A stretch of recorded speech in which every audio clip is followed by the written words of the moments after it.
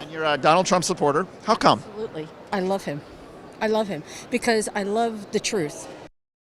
Save America is the big one right now. Everyone loves that, right? We also, free speech, people are drawn to that as well. I'm just now on a 30-day ban because I use the acronym STFU for shut the F. Do you have any sympathy, therefore, for Liz Cheney and Adam Kinzinger, who got stripped from the Republican Party? No, I don't. They got canceled. Yeah. So what? Are Trump and his supporters just sore losers? No, we haven't lost. This is your brain on MAGA. So he'll be president for 2 more weeks? No, he will be president till 2024. When you live in complete denial of reality. Will you accept Joe Biden as president? No, he'll never be my president. Okay. But you accept that he's going to be inaugurated? No, I don't. I mean, how could that change at this point? Well, it could be a civil war. You never know. You don't actually want a civil war, do you? I don't. When your pseudo version of patriotism spouts this. People are not have been demoralized and have actually told me that they do not want to vote. This is MAGAism, where not voting in their version of logic equates to winning. Well, show us the voting machines. Show us the ballots. Show us that this was a fair election, or we'll never accept another vote again, ever.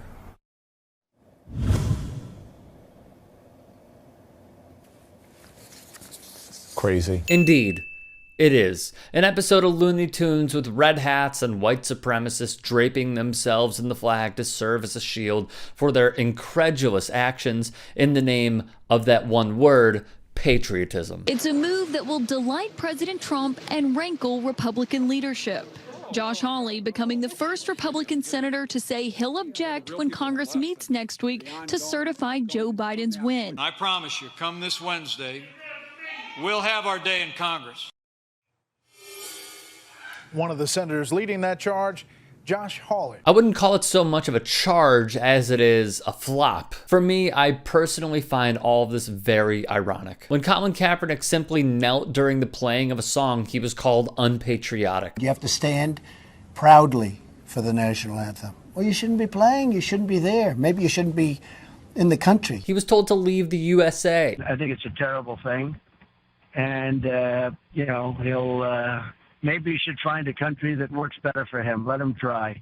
It won't happen. Yes, a man kneeling for racial justice, for less police brutality, for a more sovereign country, for equality, for human rights is deemed un-American by the crowd that supports an agent for a foreign adversary.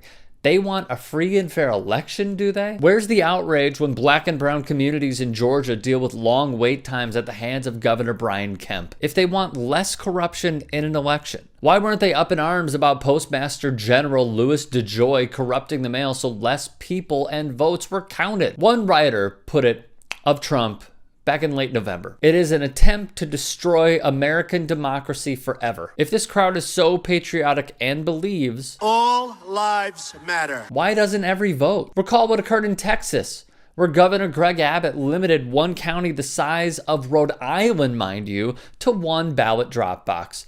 But yeah, this guy is unpatriotic. Come on. Republicans have attempted and will continue to attempt a coup to overturn an election they lost.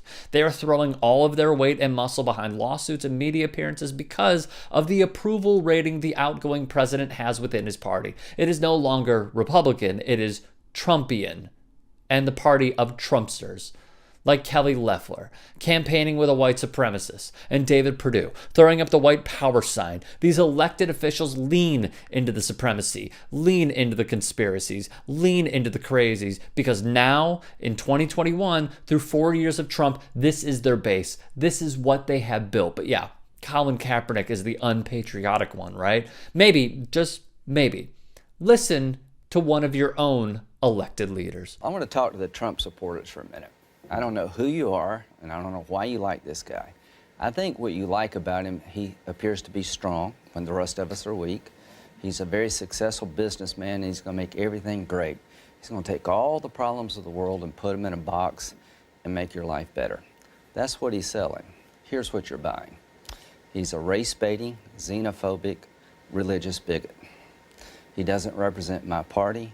He doesn't represent the values that the men and women who wear the uniform are fighting for. Because what Mr. Trump is doing, and I don't think he has a clue about anything, he's just trying to get his numbers up and get the biggest reaction he can. He's putting our soldiers and diplomats at risk. He's empowering the enemy. And this ban, if it's actually enacted, would take people who have been interpreters, who came to our side in Iraq and Afghanistan, who are under siege in their own countries, and basically becomes a death sentence for them.